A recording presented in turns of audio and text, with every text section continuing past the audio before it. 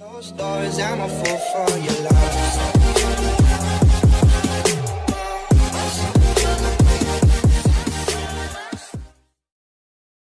Magandang buhay Mindsters! Kumusta po kayo? Ngayon naman ay aking babahagi sa inyo ang unang aralin sa pangatlong markahan. Ito ay ang pagsasaling wika. So, sa aralin po na ito, gumagamit po tayo ng dalawang sanggunian. Ito po ay mula sa DepEd module para sa mga mag-aaral at gumagamit din po tayo ng libro mula sa Phoenix Publishing na Pinagyamang Pluma 10. Okay, so ngayon ay ating aalamin ang mga pamantayan ng pagsasaling wika. So ano nga ba ang pagsasaling wika? Ito po ay ang paglilipat ng pinagsalinang wika sa pinakamalapit na katumbas ng ideya o mensahe sa wikang isasalin. So yan po kung halimbawa English, tapos isasalin po natin sa wikang Filipino. So ngayon ay aalamin po natin ang mga pamantayan ng pagsasaling wika. Sa pagsasalin, kinakailangang unang isa sa isip natin ang ideya at ang mensahe na napapaloob sa wika na dapat nating isasalin. Pero bago ang lahat, kung bago pa po kayo sa aking channel, mag-subscribe po kayo at click the notification bell para naman po ay magiging updated kayo sa aking mga bagong uploads dito. So ayan po, ibabahagi ko ngayon sa inyo ang mga pamantayan ng pagsasaling wika. Mga pamantayan ng pagsasaling wika. Unang-una po, number 1, alamin ang paksa na dapat isasalin. So, kailangan mong maintindihan kung ano ang nilalaman ng isasalin mo. Hindi lang na babasa ka ng isang linya o iilang pangungusap tapos isasalin mo kaagad. Intindihin mo ang kanyang kabuuang diwa para magiging mapadali sa iyo ang pagsasalin. Okay? Pangalawa, basahin ng ilang beses ang teksto na dapat ninyong isasalin. So, syempre, upang maintindihan po ninyo ang kahulugan o ang diwa ng isasalin, dapat nating babasahin ng paulit-ulit hanggang sa magiging pamilyar po tayo at mas maipasok sa ating isipan ang ideya ng isasalin. Siyempre po, bilang tagapagsalin, kailangan po ay taglay natin ang katangian ng mabisang tagapagsalin. So, ayan na po. Ang ibabahagi ko sa inyo ay ang mga katangian ng isang tagapagsalin. Unang-una, sapat na kaalaman sa dalawang wikang kasangkot.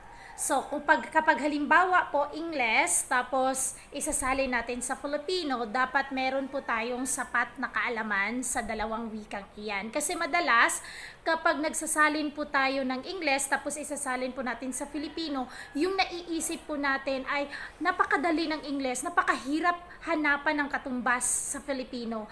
Kapag tayo naman po ay nagsasalin sa Filipino, sa English, parang iisipin natin ang hirap ng pag-i-English pala, ang dali ng pag-Filipino kasi kulang tayo sa kaalaman. So dapat meron tayong malawak na kaalaman sa dalawang dalawang wikang kasangkot. So kung ito po ay sa ibang dialekto, so dalawang wika, mabisang kaalaman sa dalawang wikang kasangkot. So ayan po. Number 2, ay ang pagkakaroon natin ng sapat na kaalaman sa gramatika ng dalawang wikang kasangkot. Halimbawa po, English po yan at saka Filipino. Dapat alamin po natin ang kanilang grammatical structure o strukturang panggramatika. Kasi magkaiba po yung English sa Filipino. Hindi mo yan pwede na isasalin kung ano yung nauunang salita, yun din yung gagamitin po natin. Kasi magkakaroon po tayo ng hindi magandang pagsasalin. Halimbawa po nito, yung salita po or yung linya sa English na I love you, hindi mo kasi siya pwedeng ganoon din ang arrangement niya sa pagsasalin sa Filipino. Hindi mo siya pwedeng sabihin, ako, mahal, ikaw. Kasi hindi naman yan ang ginagamit natin talaga. So, dapat alam natin ang istrukturang panggramatika sa dalawang wikang kasangkot. Ayan. Pangatlo ay sapat na kakayahan ng pampanitikang paraan ng pagpapahayag. So dapat alamin, hindi po sapat na isang mahusay ka ng tagapagsalin kung halimbawa alam mo ang dalawang wikang kasangkot, alam mo na ang kanilang instrukturang panggramatika. Mas maganda talaga na meron ka ding kaalaman sa pamamaraan ng pagpapahayag ng kanilang panitikan. So ito man ay Ingles, dapat may kaalaman ka sa kung paano inilalahad ang kanilang panitikan. Siyempre, interconnected na rin ito sa naunang mga sinasabi ko.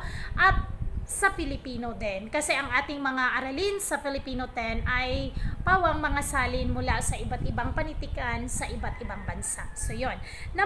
Kapag kung anumang uri ng panitikan ang inyong isasalin, halimbawa kung ito ay sanaysay, maikling kwento, tula, o kaya ay talumpati, dapat yung pagkakasalin din ninyo ay himig na nagtatalumpati din, nagtutula din, nagkukwento din. Na ito din ay nagpapaliwanag kung ito man ay sanaysay. So, dapat isasalin talaga yung diwa, yung mensahe, yung kaisipan ng isang panitikan, hindi yung salita lamang. So, yun yung iisipin po natin kasi madalas napaka-overwhelm natin na ayan, ito yung tamang pagsasalin sa salita pero nawawala yung diwa. So, mahalaga po, yung pagsasalin po natin ay pagsasalin sa diwa at mensahe at hindi pagsasalin sa salita. Therefore, pang-apat, sapat na kaalaman sa paksa na isasalin. Mahalaga po iyan na bago po tayo nagsasalin, guys, intindihin po natin ano ba ang pinag-uusapan dito. Halimbawa, kung iyan man ay kwento, ano ba ang tungkol saan ang kwento? Dapat i-internalize po natin yan, intindihin natin, dapat makukuha natin ang ideya, ang diwa, ang mensahe bago tayo umupo at simulan ang pagsasalin. So, mahalaga po talaga iyan. Okay? Sapat na kaalaman sa kultura ng dalawang bansa na kasangkot. Okay? So, dapat alamin mo ang kanilang kultura. Kasi ang wika, dinamiko yan eh. Nagbabago iyan. Halimbawa, yung wika po natin, marami po tayong mga salita na hiniram po or impluwensya sa Espanyol at saka sa Ingles. So, dapat alamin po natin ang kanilang kultura kasi may mga salita talaga na wala siyang tiyak na salin sa Filipino, sa patul. O kaya spelling, gagawin siya spelling. Hanapan muna natin siya ng katumbas na salita. Pwede namang sabihin natin na paaralan sa halip na school o kaya baybay sa halip na spelling or baybayin sa halip na spelling. So yun po, una prioritize po talaga natin yung paghahanap ng katumbas bago po tayo humiram sa mga salita na mula sa Ingles at ibabaybay natin sa Filipino. Kasi may mga salita naman talaga na hindi pwede siyang iibahin. Halimbawa, kapag ito ay pangalang pantangi. Halimbawa, pangalan ng tao, hindi mo siya pwedeng iibahin ng baybay. Halimbawa, yung mga pangalang technical, yung mga table of elements sa sensya, sa agham. So, yan po, hindi na siya kailangan isasalin pa. Kasi yan ay direktang pagsasalin na lang dahil iyon ay meron kasing exemption ang pagsasalin. Hindi mo pwedeng isasalin yung mga pangalang pantangi, yung mga katawagan na sadyang kilalang kilala iyan, tanggap ng karamihan, yung mga katawagang pang-agham o scientific names, yung mga ganon, hindi mo na yan kailangan pang isasalin. So ngayon, ipapakita ko sa inyo guys, siguro iisipin natin, man ay makikita sa internet, so Mr. Google na lang yung sasagot dyan. Ipapakita ko sa inyo na may mga hindi magandang pagsasalin, lalong-lalo na kapag ito ay mga phrases or sentences. Ipapakita ko sa inyo ang mga halimbawa na hindi maganda ang pagsasalin kapag diretso po tayong itatype natin sa Google kasi madalas word for word po ang kanyang pagkakasalin. So watch this. Narito ang mga patunay kung bakit hindi dapat iasa sa Google ang pagsasalin ng wikang Ingles sa Filipino.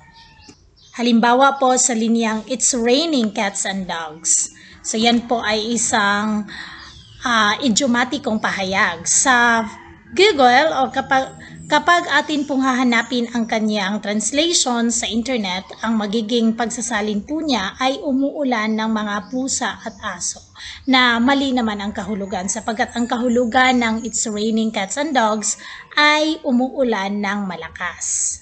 So ayan po. Sunod. Eto, sa linyahang ito, our environment, the world in which we live and work, is the mirror of our attitudes and expectations. So, ang pagsasalin po nito sa Google ay ganito. Ang aming kapaligiran, ang mundo kung saan tayo ay nakatira at nagtatrabaho ay isang salamin ng aming mga saloobin at mga inaasahan. Ipapakita ko rin po sa inyo ang isang malayang pagsasalin. So ito po ay naaayon na sa kaisipan ng tamang pagsasalin. Ito po. Halimbawa, the same statement po yan at ang magiging salin nito ay eto. Ang ating kapaligiran, ang mundo kung saan tayo namumuhay at naghahanap buhay ay sumasalamin sa ating saloobin at inaasahan. Di hamak na mas madali po itong maiintindihan at mas malapit itong ang kahulugan sa Ingles. So ito po ang nakakuha ng mas malapit na diwa at kahulugan. Sunod. Earth provides enough to satisfy every man's need, but not every man's greed. Ito yung pagsasalin niya sa Google. Earth ay nagbibigay ng sapat na upang masiyahan ang mga pangangailangan ng bawat tao, ngunit kasakiman, hindi lahat ng tao. So kung napapansin niyo, hindi po niya sinasalin itong Earth. Siguro hindi niya naiintindihan, hindi niya makukuha ang katumbas ng Earth sa wikang Filipino.